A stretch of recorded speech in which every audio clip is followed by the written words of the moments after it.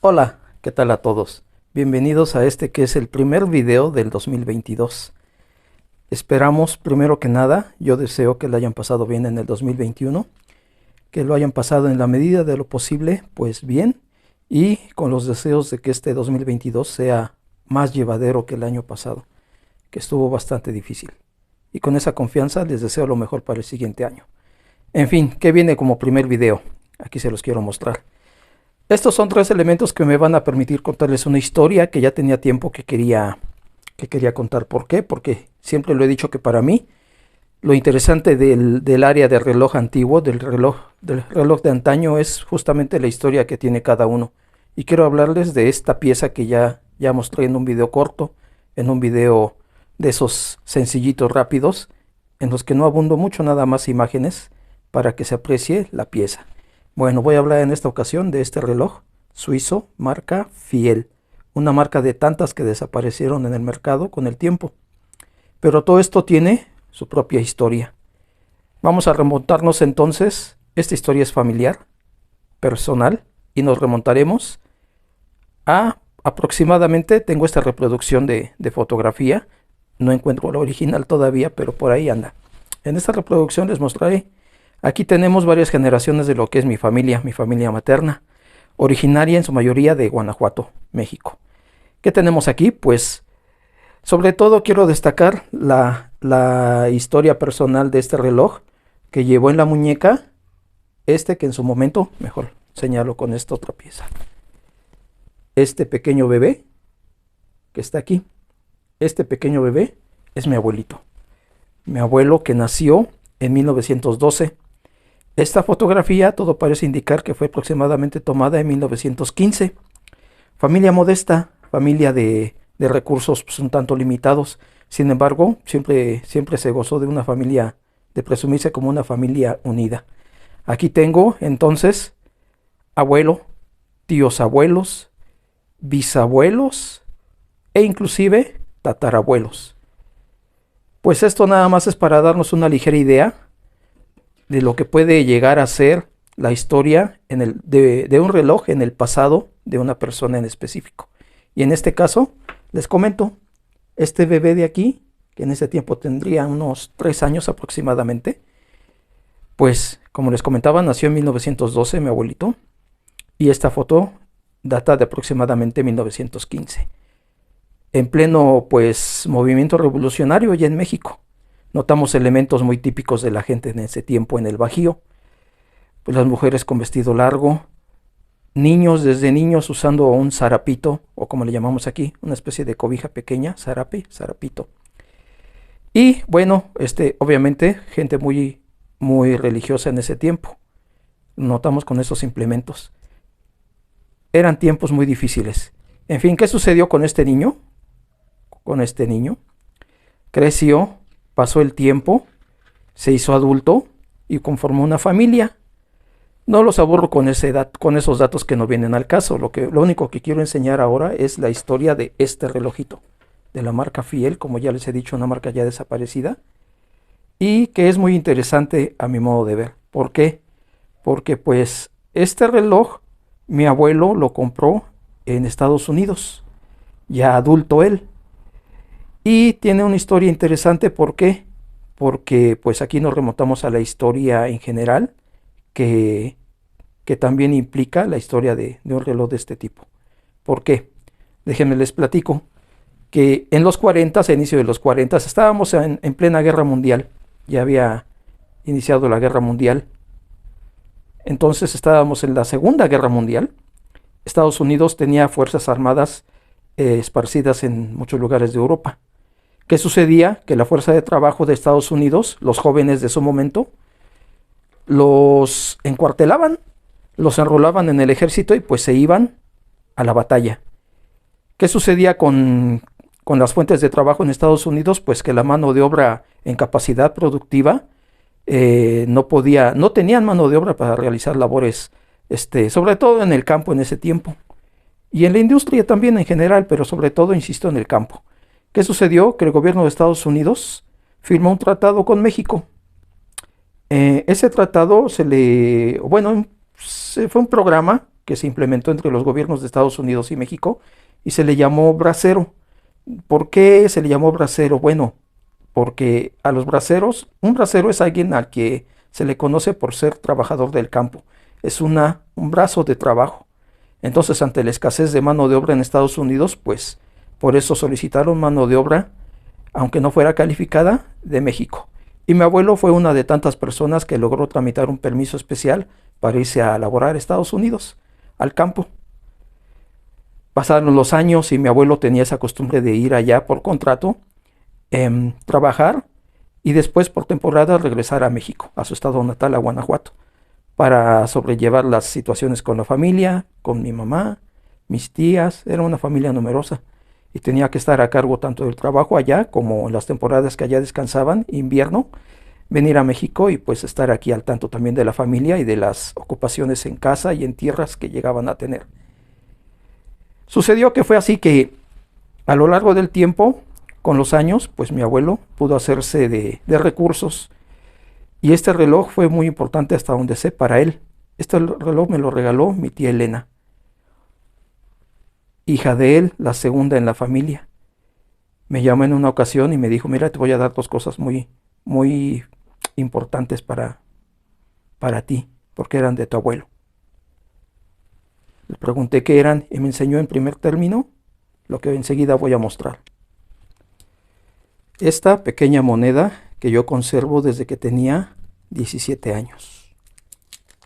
Insisto, ahora tengo ya 52 y pues tengo que 53.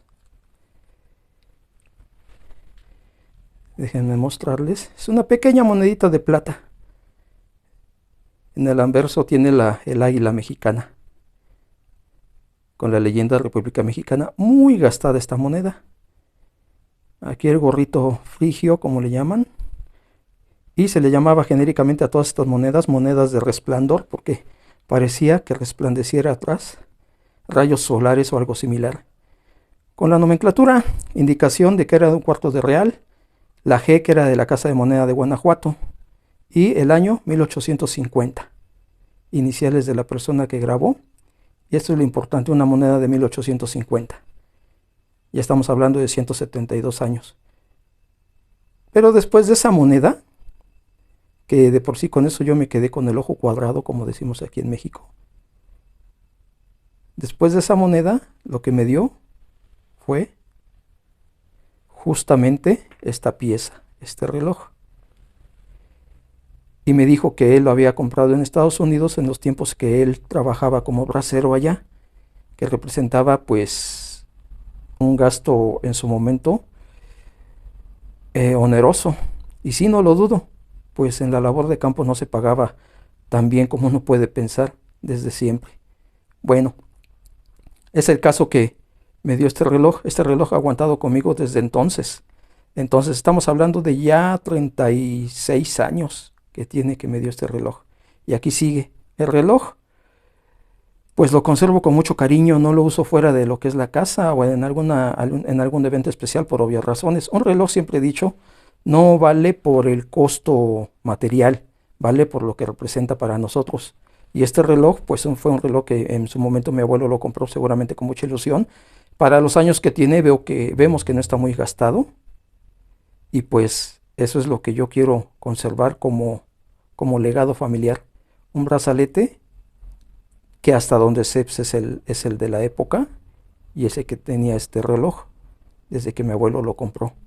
Insisto, este reloj desde los 40, calculamos que debe de datar, él debe de haberlo comprado aproximadamente en el 42, 43, porque comenzó a trabajar en Estados Unidos en el año de 1942 y probablemente pues en ese mismo año debe de haberse comprado este reloj. Bueno, la historia familiar de este reloj es la que les narré. Eso es lo que para mí lo hace invaluable. Ahora que vamos a analizar, pues las cuestiones un tanto técnicas. Permítame tantito. Primero comentar, ¿qué vemos físicamente? ¿Qué podemos apreciar? Pues un reloj en dorado, metal, de hasta donde vi, vamos a medirlo, para ver el ancho. El diámetro de este reloj son 38 milímetros, 38.5 contando la corona.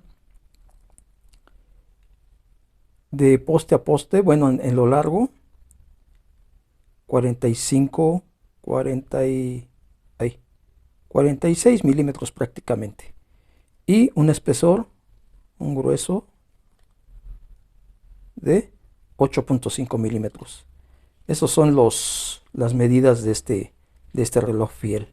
La marca Fiel es una de tantas marcas que desaparecieron durante los 70 seguramente. ¿Por qué? Por el arrollador acometimiento de la tecnología del cuarzo. Electrónica primero, eléctrica, después cuarzo, que abarató mucho el precio de los relojes y muchos relojes como este quedaron en desuso. Y pues siendo marcas pequeñas no tuvieron cómo sufragar esa crisis y pues desaparecieron. ¿Qué podemos ver que tiene este reloj? Pues aquí las características básicas, la marca en francés, calidad superior, nos comenta que es de áncora de 17 rubíes, reloj antimagnético y por debajo el sello de que está elaborado en Suiza.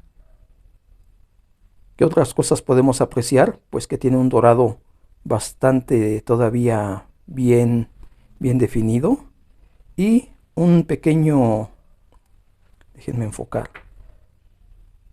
una pequeña leyenda.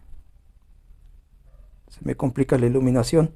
Bueno, pero aquí en estas pequeñas letras dice plaque oro. Ahí está. 10 micrones. Y aquí es donde vamos a empezar un poquito de las cuestiones técnicas, pero nada complicadas.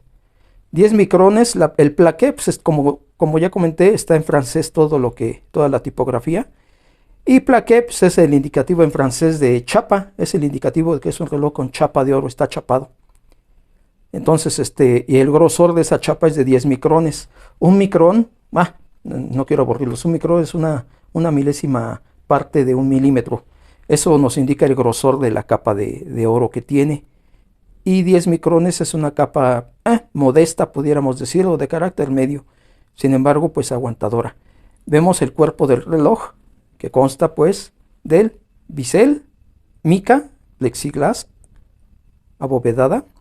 ¿Qué es el plexiglas? Pues el plexiglas simplemente es la manera de denominar a un reloj que tiene cristal de acrílico. Si quieren escucharse muy elegantes, le llaman plexiglas. Si lo queremos nada más dejar en un término que todos conozcamos, llamémosle acrílico. Un cristal de acrílico. Un bisel muy bien elaborado, con bastante trabajo, que todo eso se agradece. Tapa de acero inoxidable, aquí están las características. Suiza, el fondo, o sea la tapa de acero inoxidable y un número de serie. El cuerpo, en la gran mayoría de las marcas de ese tiempo, de latón. Aquí se nota el desgaste de la chapa, justamente el cambio de tonalidad entre la chapa de oro y el latón en crudo. El extensible también tiene chapa, para que veamos que en esa época muchas piezas, aunque fueran modestas, se vendían, salían al mercado con una gran calidad. Por algo llegaron muchas piezas hasta nuestros días. Vamos a ver el reloj con el extensible o brazalete expandible o de resorte desmontado. Permítanme. Mi mejor editor es el botón de pausa. Bueno, aquí está, miren. Ese es el extensible ya desmontado. Y hasta el extensible, aquí tiene la indicación. Vamos a ver que se note mejor. Ahí está. La marca Lord. De un extremo. Del otro extremo vemos aquí grabado el contenido 1/20. 1/20, 12 KT. O sea, esto quiere decir de 20 micrones y 12 quilates el chapado del oro. Una cosa curiosa, que desde que yo recibí este reloj de parte de mi tía Elena, desde entonces conservo estos pernos, los que tiene el reloj. No presumo que sean los de la época, pero eso sí les digo, son pernos muy antiguos también. Se ven muy diferentes a los actuales. Trato de conservar en la medida de lo posible las piezas originales de cada reloj que tengo, en la medida de lo posible. Bueno, vamos a destapar el reloj para ver entonces las cuestiones técnicas. Ya había puesto en el video corto el calibre que portaba. Aquí tenemos nuevamente el reloj. Y lo que uno busca, lo que uno observa en estos relojes, ¿qué es? Bien, aquí tenemos todo. La compañía de relojes, aquí está 17 joyas y la marca, el lugar de elaboración, que es Suiza. El calibre o número de máquina, tipo de máquina que tiene cada reloj, muchas veces lo buscamos en estos lugares, debajo del balance o volante. Ay, no hay mucha luz que me ayude, pero bueno, aquí se alcanza a notar, al fondo del volantito se alcanza a ver el calibre, el número y la marca. En el video corto, pues creo que lo enfoqué mejor. Vamos a echar a andar el reloj. No cuesta nada de trabajo y de inmediato inicia la marcha. Muy suave. Aquí se alcanza a apreciar 11:23 y encima del número 11:23 el logo de la marca. La marca, o bueno, la compañía que elabora esos calibres. En este caso, pues este calibre es un calibre AS, que es la abreviación de Harold Child, que es la persona que fundó esa compañía. Son unos calibres muy confiables, muy expandidos y muy utilizados en esas décadas 40, 50, 60 todavía.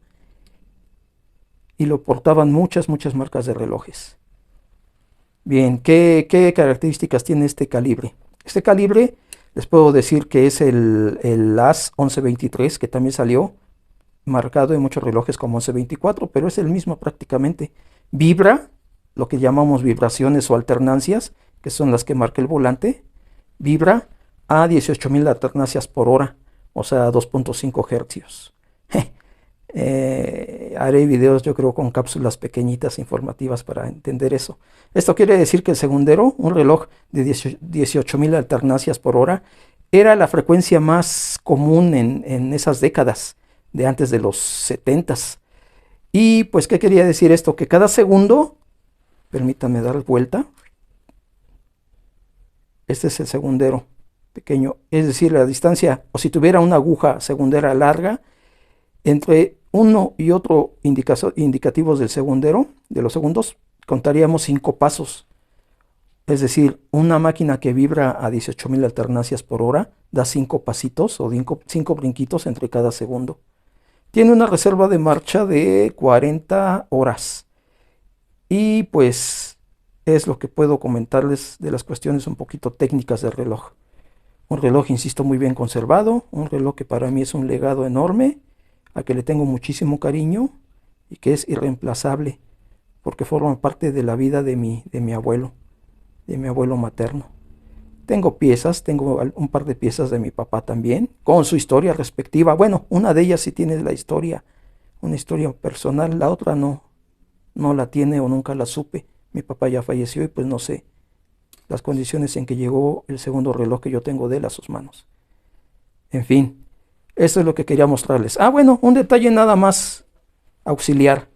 Podemos ver, crearé un video donde mostraré, por eso fue esta pieza, la influencia de muchas marcas de renombre en la elaboración de relojes de otras marcas que les sucedieron.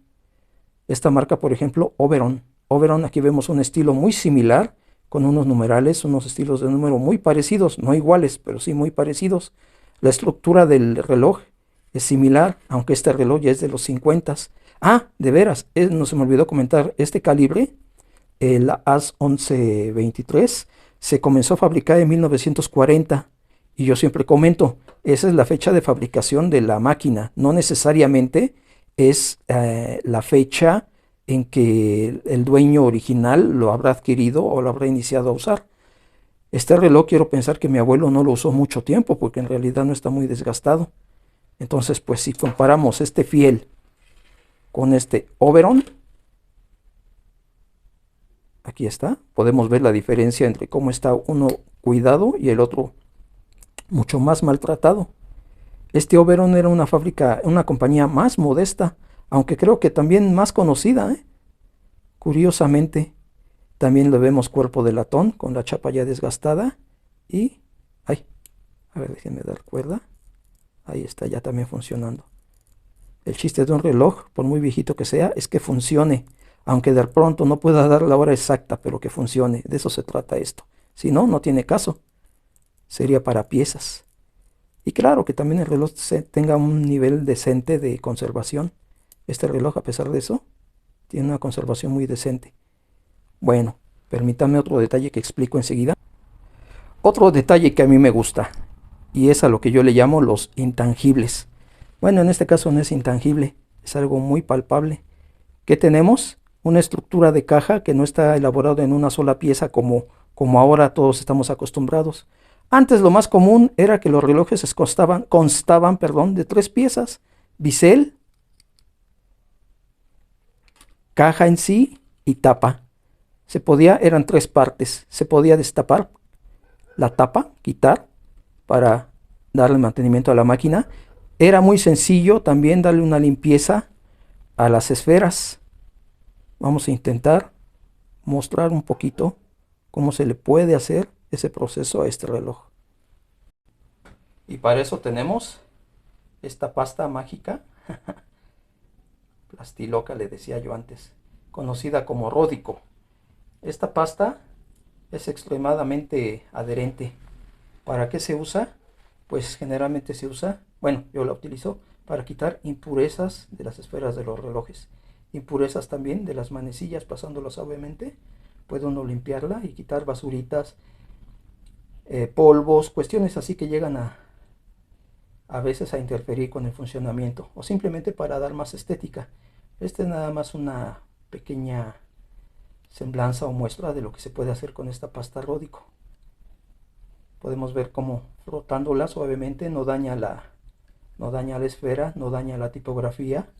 En este caso, como los indicativos son aplicados, debemos de tener también cuidado y la suciedad se adhiere a la pasta. ¿Qué otra cosa podemos hacer? Déjenme comentarles otro detalle que les recomiendo siempre que quieran abrir un reloj antiguo. Nuevamente, perdón por el detalle del micrófono, se me olvidó colocarlo. Espero que aún así se distinga lo que dije. Cada que abra un reloj, información muy importante, orientación muy importante para las personas que quieran meterle mano a sus relojes.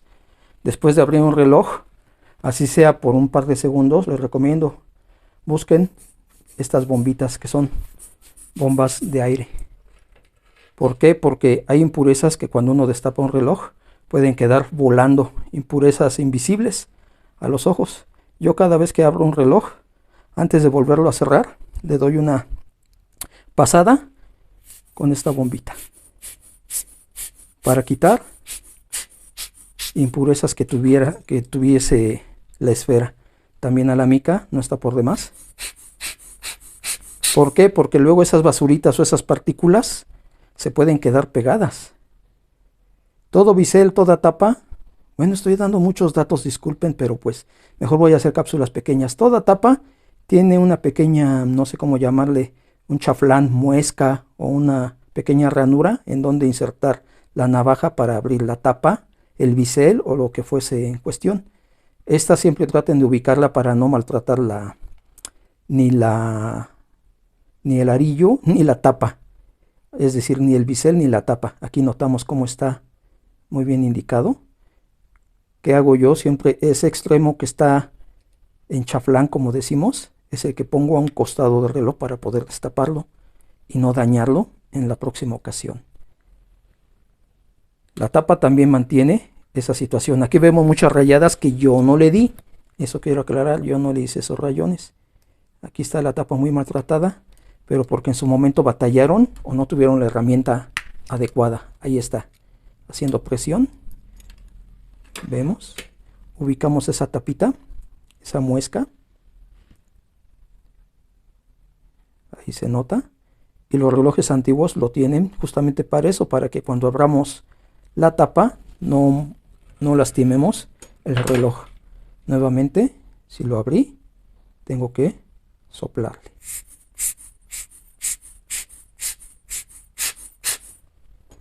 Esa indicación se las doy de verdad con todo el afán de serles útil. ¿Por qué? Porque deberían de ver cómo un reloj puede llegar a detener su marcha, a veces por cosas tan insignificantes como es una pequeña pelusa o una partícula de polvo. A ver, vamos a cerrarlo. Ahí está. Ya, se escuchó el clic. Bueno, permítanme.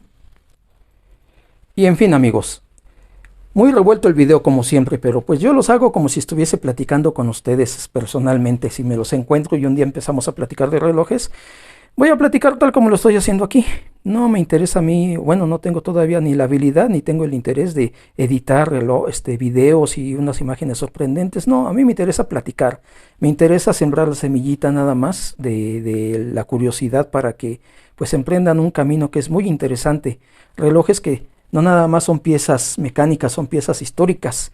Ya les dije las condiciones en las que este reloj fue creado. Bueno, en las condiciones en las que este reloj, o por las cuales llegó a poder de mi abuelo y todas las épocas, ya 3 generaciones que ha trascendido.